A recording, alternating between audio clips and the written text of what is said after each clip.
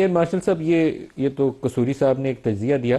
میرے خیال میں پاکستان سے ایک دو شخصیات جنہوں نے کبھی کسی بھی اسرائیلی سے مذاکرات یا ملاقات کی ہو، ان میں یہ بھی شامل ہے، تو ان کی انڈرسٹینڈنگ بھی اسرائیل کے معاملے میں بہتر ہے. بالکل، بے شک. آپ کیا فرماتے ہیں، معاملہ کیسے چلتا ہے؟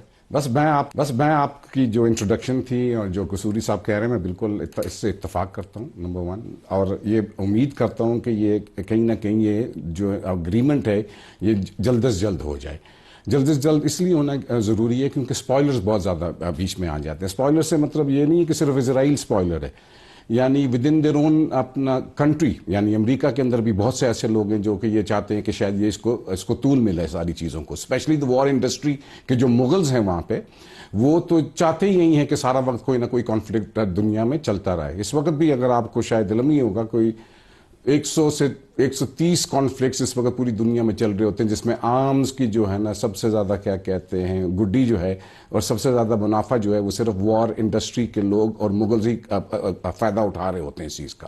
اسی طرح ایران کے لیے بھی بڑا ضروری ہے. اب یہ آپ نے اپنی انٹروڈکشن میں جس طریقے سے کہا ہے کہ IRGC جو ہے وہ بڑی ہارڈ لائنر سمجھی جاتی ہے with in the governing structure of Iran.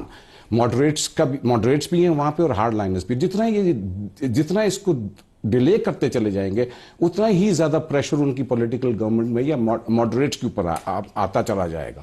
تو یہ دونوں کے بینیفٹ میں ہیں کہ یہ جتنی جلدی اس کو کیا کہتے ہیں لپیٹ جائیں اس پرٹیکولر ڈیل کو، اتنا ہی ٹرمپ کے جو بیانات ہیں نا وہ سپیس سکویز کرتے جا رہے ہیں ان پولیٹیکل پرسنالٹیز کے لیے جو بات چیت کے ذریعے معاملہ آگے بڑھانا چاہتے ہیں. بس میں اسی کی طرف اب آنا چاہ رہا تھا کہ یہ اب جس طریقے سے یہ ٹرمپ ہر 1 گھنٹے بعد اپنی کیا کہتے ہیں بیانات کو اپنا بدلتے بھی رہتے ہیں، اور اس کے اندر ایک تلخی کا جو عنصر ہے وہ بڑا مشکل ہو جاتا ہے ابزارب کرنے کے لیے دوسری عوام کے لیے بھی اور ان کے ریپرزینٹیوز کے لیے. اور یہ بھی سمجھنا بڑا ضروری ہے ندیم کہ اپنا ایران کی 2 نسلیں شاید اسی انوائرمنٹ میں پل چکی ہوئی ہیں. ایران عراق وار کے بعد انہوں نے بہت درد اور تکلیف اٹھائی ہے، بہت درد اور تکلیف دی ہے. اور جو نئی جنریشنز ہیں ان کی، ایک لے لیں آپ، 2 لے لیں، انہوں نے تو کچھ دیکھا ہی نہیں ہے سوائے سینکشنز کے، سوائے کانفلکٹ کے، سوائے جنگوں کے. اور اب جس وقت یہ ٹرمپ کو دیکھ رہے ہوں گے تو ان کو بھی یہی نظر آ رہا ہوگا کہ، اور ان کو یہ سمجھنا بھی چاہیے کہ یہ ٹرمپ نہیں بول رہا، یہ نیتن یاہو بول رہا ہے. یہ نیتن یاہو بول رہا ہے، یہ یہودی لابی بول رہی ہے، یہودی بول رہے ہیں یہ. کیونکہ اس طریقے سے نیگوسیشنز پہ آنے والے ہیں آپ، چند گھنٹے رہ گئے ہیں اور کسی نے امریکہ سے بھی ٹیک آف کرنا ہے. ایرانین وفد کی بھی ابھی تک کوئی 100% گارنٹی نہیں ہے کہ وہ آ جائیں گے.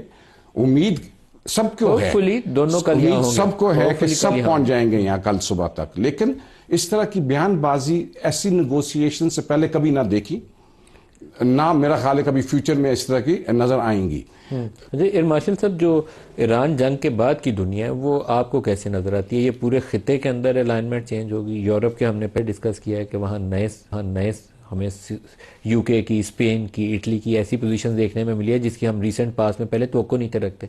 آپ کا تجزیہ؟ میرا اپنا تجزیہ تو یہ ہے کہ بہت کچھ چینج ہونے والا ہے اس پورے ریجن کے اندر.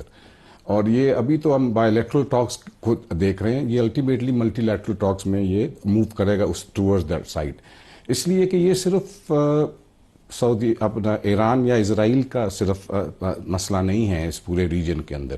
اس کے علاوہ اور بھی بہت ساری کیا کہتے ہیں، اگر میں ایک لفظ سے بیان کر دوں کہ جو مسٹرسٹ ہے وہ اس پوری افراتفری کا جو ہے نا وہ کا ذمہ دار ہے. کسی کو کسی پہ ٹرسٹ ہے ہی نہیں. یہ ایران کا، امریکہ، ایران، باقی جو ہمارے ریجنل کنٹریز ہیں ود ان عرب ممالک اور ایران کے درمیان میں بہت بڑا ٹرسٹ ہے، وہ بہت زیادہ مسٹرسٹ پایا جا رہا ہے.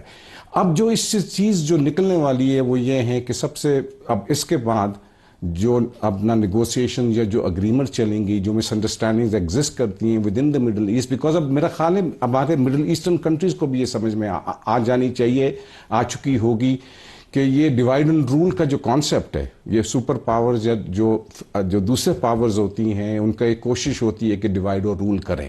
ڈیوائڈ اور رول کیسے کیا جاتا ہے؟ مسٹرسٹ کریٹ کیا جاتا ہے amongst the countries that matter.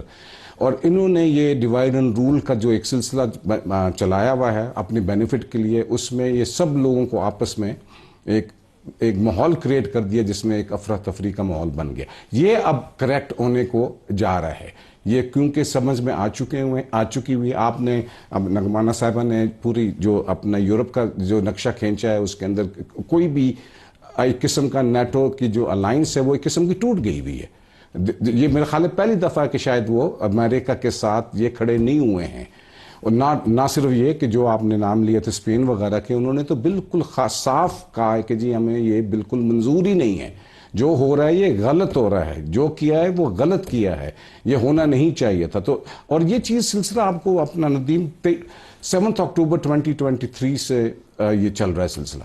اسرائیل کو تو صرف ایک ہی اس وقت کام آتا ہے, وہ صرف یہ ہے کہ اپنا کسی نہ کسی کے ساتھ کسی نہ کسی کے اوپر ملٹری اوفینسو جو ہے نا اس نے لانچ کرنا ہے. پہلے پیلسٹین کے ساتھ کیا, اس سے پہلے تو لبنان پہ تو کئی دفعہ کر چکا ہوا ہے.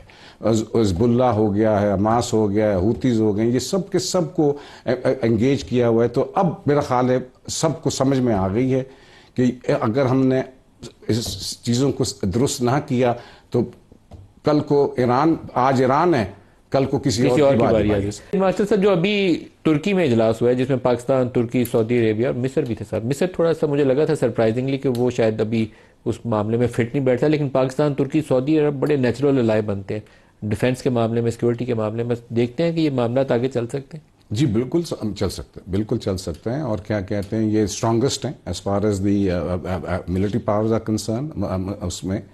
اور دوسرا یہ ہے کہ اپنا یہ اکٹھے ہو کے دے ول بیکم اے فورس.